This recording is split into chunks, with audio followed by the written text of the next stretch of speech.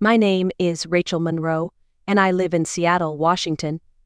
I'm 45 years old, a senior accountant at a mid-sized manufacturing firm, and for most of my adult life, I've been the steady one, the planner, the peacekeeper, the provider. But none of that mattered the moment my husband made the call. I was sitting at the kitchen table, sipping coffee as rain tapped against the window. The call came through, and when I saw Eric's name on the screen, I hesitated. He was supposedly on a golf trip with old college friends in Arizona. "Hey babe," he said, his voice overly casual. "Just wanted to let you know I moved your inheritance into my name. Starting fresh, with someone younger who actually appreciates me." I froze. Behind his voice I heard waves, laughter, female laughter. His chuckle followed. That arrogant little laugh I'd once found charming. Now it made my skin crawl. "You really should have paid more attention to your accounts, sweetheart," he added. My hand didn't tremble. My voice didn't crack. I just stared at the rain and whispered, "You're right. You deserve it." Then I ended the call.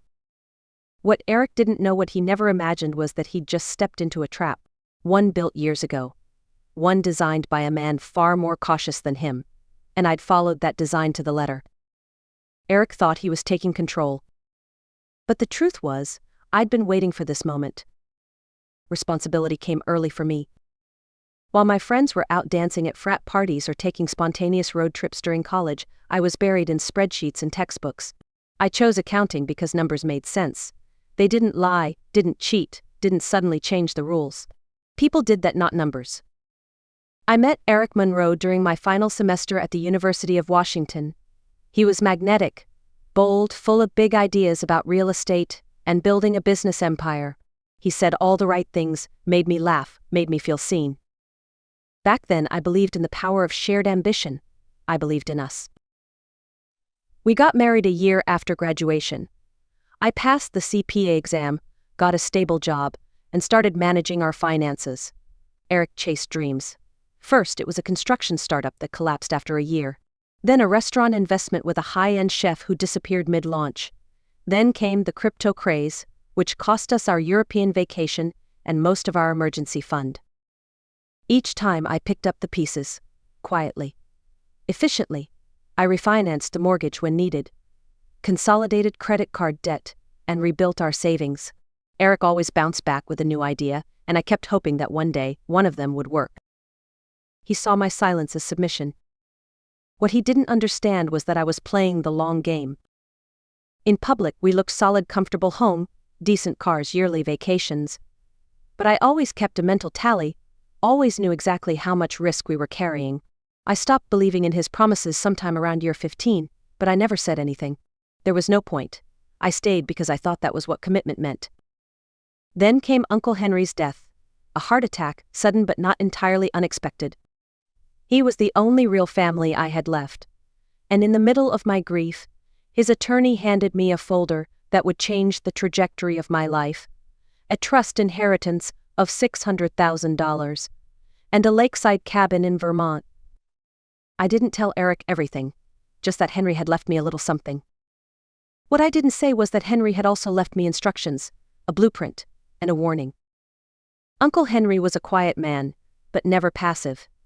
He built his fortune not once but twice, first in his 30s through a real estate partnership that turned sour, and again in his 50s after clawing his way back with lessons hard earned. He used to tell me, "Rachel, money isn't just about math. It's about protection. About knowing who might come for it when you're not looking." As a child, I didn't understand. As a young woman, I thought he was paranoid. But as I sat across from his attorney, a woman named Miriam Clark, it all started to make sense. Henry was methodical, Miriam said, sliding the trust documents across the table. He structured everything to ensure that no one, not a spouse, not a sibling, not even a child, could touch what was meant for you, and he made sure you had the tools to keep it that way. The trust was held through a private wealth firm called Morgan Gray, specializing in asset protection for high-risk clients. There were multi-layered authorization protocols, fraud detection systems, and security clauses I had to initial 3 times. Henry's letter, enclosed in the folder, was brief but powerful. "If someone ever tries to take this from you, don't react in anger, react in preparation. Quietly, carefully, trust is broken in a moment. Protection is built long before. I followed everything to the letter. Eric didn't know the trust existed. I told him Henry had left a modest sum enough to cover the roof repairs and a couple of vacations. I kept a small amount in our joint account to support the narrative. The rest, untouched, locked away, earning quiet interest. At first, I felt guilty for hiding it. But that feeling faded quickly the moment Eric began making subtle inquiries. Where was the inheritance held? Did I need help organizing it? Wouldn't it be easier if we just pooled our resources? I smiled, nodded, and told him I'd think about it. But inside I felt something shift, not fear, not suspicion. Readiness. Henry hadn't just left me money, he'd left me a firewall. And he'd taught me how to use it. Eric's mistake wasn't that he tried to steal from me, it was that he assumed I wouldn't notice. The day he called from that beachside resort, I was already logged into the banking portal. I'd been reviewing the monthly statements, checking for irregularities, something I'd been doing more frequently over the past few months. When he said he'd moved the inheritance into his name, I knew exactly what he meant. He'd tried to access the small joint account I'd seeded with a fraction of the inheritance, just enough to keep up appearances. That account was monitored, protected, and deliberately baited. And he fell for it. Morgan Gray had set up alerts for any unauthorized access attempts. The moment Eric initiated the transfer, the system froze the account and flagged the action as a potential fraud case. Within 30 minutes I received a discreet but urgent call from Patricia Wells, my account manager at the firm. Ms. Monroe, we've detected a flagged transaction on your secondary account. A male caller provided partial information but failed to pass all verification protocols. As per your authorization, all associated assets are now locked. My answer was immediate, yes. Then I waited. Eric called again later that night. I didn't answer. Let him squirm. Let the silence echo louder than words. When I finally picked up the following morning, his voice was shaking. Rachel, what's going on? I tried to move the money yesterday, and now the bank's saying everything's under investigation. They froze the accounts. I took a slow sip of coffee. Morning to you too, Eric. How's the weather in Arizona? Cut the crap. What did you do? I didn't do anything, sweetheart. You did. Attempted unauthorized transfer of funds from a protected trust?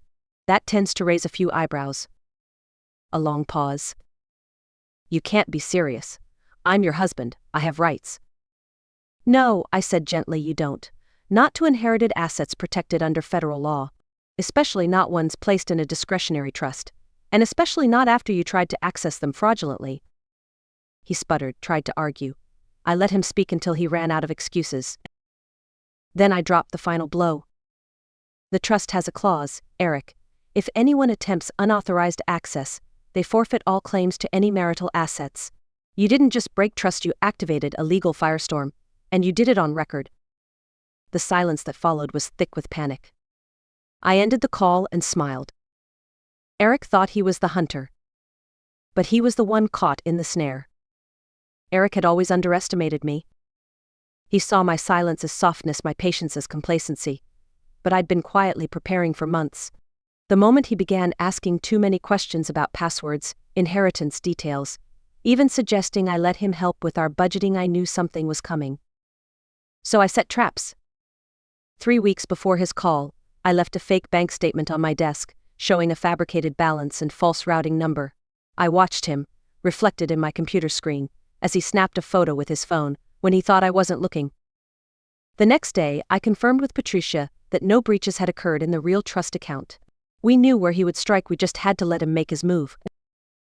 After his attempted theft triggered the system lockdown, I opened the manila folder I'd kept tucked away in my home office. Inside were 6 months of documentation I'd gathered: photos, credit card statements, unexplained hotel charges in cities where Eric had no business being, and a private investigator's report. 2 weeks earlier, I'd hired a licensed PI after Eric returned from another conference with a sunburn and a hotel key still in his jacket. The report was thorough. Photos of Eric with a 27-year-old named Chloe Daniels, bartender, part-time yoga instructor, full-time distraction. Receipts for weekend getaways. Video footage of them at a rooftop bar in Phoenix. I handed everything to my attorney, Linda Carrington, at our scheduled morning meeting. She flipped through the files slowly, a half smile on her face. "You know," she said, "it's rare someone shows up this prepared. He gift-wrapped this case for us." I nodded. I didn't want revenge. I wanted protection. Linda examined the transfer logs from our joint account. Eric had been siphoning small amounts, just a few hundred here, 1,000 there, so nothing would raise flags. But over 6 months, it added up to nearly $15,000. And all of it had gone into a private account under his name alone. Between the affair, financial deceit, and attempted bank fraud, Linda said, closing the folder, "We've got enough to file for divorce with cause and push for a full asset freeze on his side." I exhaled, not from relief but from readiness. Eric thought he was making a clean break. What he didn't realize was that I'd already broken away. By Monday morning, things moved faster than even I expected. At exactly 9:40 a.m., just before I could finish my second cup of coffee at work, my supervisor knocked on my office door. "Rachel," he said, lowering his voice, "there are 2 people here asking to speak with you. Federal Banking Enforcement." I stood slowly, calm on the outside, heart steady. "Send them in, please." 2 agents entered. One was a woman in her 40s, sharp but not unkind.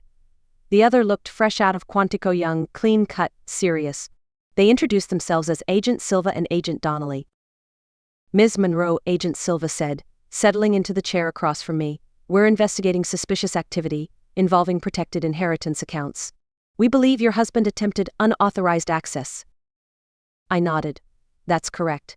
He called me last week claiming to have moved the money into his name." Donnelly was taking notes. Silva continued, "Have you been aware of any prior attempts?" "Not directly. But I was informed this morning that he's been calling Morgan Gray for months, posing as my financial advisor, requesting information." Agent Silva raised an eyebrow. "That establishes premeditation.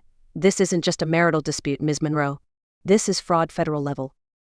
"What kind of consequences are we talking about?" "Bank fraud can carry up to 20 years in prison," Agent Donnelly answered. "Especially with evidence of identity misrepresentation, attempted asset theft, and use of false information. And your trust is registered under multiple federal protections." I sat still, not surprised, just affirmed. "He also used our joint accounts to fund an affair," I added. "Private investigator documented everything." Agent Silva's eyes narrowed. "You've been preparing for this?" "Yes," I said simply. They handed me a card and requested digital copies of all evidence. "Your financial institution has already submitted its report. We'll be reviewing all communications. It's likely Mr. Monroe will be contacted soon." And soon came faster than expected. That evening my phone lit up. "Eric." "Rachel, please, they called me. There are agents asking questions. You have to fix this." "There's nothing to fix," I replied. "You planned this, you executed it, and now you're dealing with the consequences." "I made a mistake. We can work this out." "No, you made choices, and I made mine. Goodbye, Eric." I hung up, no anger, no bitterness. Just clarity. He thought betrayal came without cost. But he was about to learn just how expensive it could be. 3 days after that final call, I received a quiet message from Agent Silva. "Just wanted to let you know," she said, "your husband has been taken into custody." I was at home making dinner, nothing fancy, just grilled salmon and roasted vegetables. I paused, set the wooden spoon down and asked, "Where?" "Phoenix." He was trying to board a flight to Costa Rica with a companion when airport security flagged him. Attempting to flee while under federal investigation tends to accelerate things. Her tone was even, but I could hear the satisfaction beneath it. Later that night, Chloe, his girlfriend, texted me from an unknown number. Her first message was full of rage. "You ruined his life. You bitter witch." The second one came an hour later. "Please, he doesn't deserve this. Can't you help him?" I deleted both without responding. The following morning, a courier delivered a thick envelope to my door, documents from Morgan Gray. Patricia Wells included a handwritten note. "All security protocols have been reset. Your inheritance remains fully protected and continues to accrue interest. Your uncle would be proud." I smiled. 6 weeks later, I stood before Judge Harris in King County Superior Court as my divorce was finalized. Eric appeared via video link from a federal detention center. He looked nothing like the man who once bragged about his business acumen, sunken eyes, unshaven, exhausted. His court-appointed attorney didn't bother to contest anything. The evidence was overwhelming. The judge spoke clearly for the record. Due to the respondent's attempt to commit financial fraud and identity theft, all claims to shared marital assets are revoked. The house, retirement accounts, trust assets, and all legal holdings remain with the petitioner. I walked out of that courtroom lighter than I had felt in years. Eric got what he chased: freedom. Only now it came with a prison sentence, a destroyed reputation, and a lifelong debt to the federal government. My phone buzzed as I stepped outside. A message from my sister Claire. Saw the news. 28 months. You okay? I replied, better than okay. Because I was. For the first time in decades, I wasn't covering for anyone, protecting someone else's ego, or waiting for the next failure. I was just free. A week after the court hearing, I met with Patricia Wells one final time at the Morgan Gray offices. It wasn't just to review investments, it was for something far more personal. Your uncle left this for you, she said, sliding a sealed envelope across the desk, to be delivered only after all legal matters were resolved. My hands trembled slightly as I opened it. Inside was a single sheet of cream-colored stationery, his handwriting still neat and deliberate. Rachel. If you're reading this, it means someone tried to take what wasn't theirs. I hope my preparations helped shield you. But remember, the greatest wealth is not in money. It's in peace of mind. Use what remains to build something beautiful. I folded the letter carefully, tears stinging the corners of my eyes, but they weren't tears of sadness. They were gratitude. I didn't just survive Eric's betrayal, I learned from it. And I was no longer the woman who stayed silent, who cleaned up messes behind the scenes. I was someone who had protected what was mine, who had outsmarted the betrayal, and who was now standing in the full light of her own power. I sold the Vermont cabin 6 months later, and used the proceeds to open my own boutique accounting firm specializing in helping women rebuild after financial abuse and betrayal. I named it Monroe Clark, a quiet tribute to the life I left behind, and the woman who helped me protect what mattered most. Eric's chapter is closed. But mine? Mine is wide open. So to anyone listening, if you've ever been underestimated, betrayed, or made to feel small, don't just survive it. Prepare. Act. And rise. Because strength doesn't always look like shouting. Sometimes it looks like a calm woman sipping coffee as the storm breaks around her, completely unshaken.